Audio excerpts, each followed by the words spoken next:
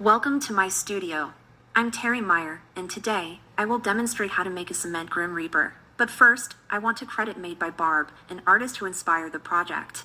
I will link her blog post for making the Grim Reaper in the description box below. For this project, you are going to need a sheet, a sturdy armature to drape the sheet over to create the Grim Reaper form, self-leveling cement, rubber gloves, plastic to cover the armature and floor, a mask, a container to mix the cement in. I used a wheelbarrow, an assistant to help manage the sheet covered in cement if you create a life-size structure as I am doing.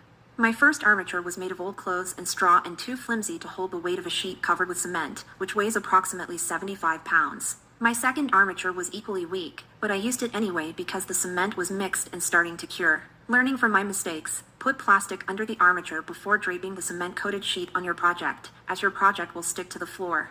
Prying it off later will not be fun or something you want to do. Make your armature strong enough to hold 100 pounds of weight. I used 2 bags of self-leveling cement mixed with a drill and paddle attachment. The draping process took about 45 minutes. I let it cure overnight. It was hard and very heavy by morning. My husband used pallet forks and a skid loader to put it on our sidewalk. I put straw and a battery-operated motion sensor at the base to light up the sculpture when a person walks by, creating a fun, eerie experience walking toward the house. As a side note, my husband, who typically isn't very artsy, got into the project by using a portion of the leftover sheet and made his version, which we call Baby Reaper, using a beverage cooler and hard hat as his armature. To my amazement, it turned out great. And the humbling part is that it only took him 3 minutes to make the armature. I struggled with mine for 2 days before I started the cement draping.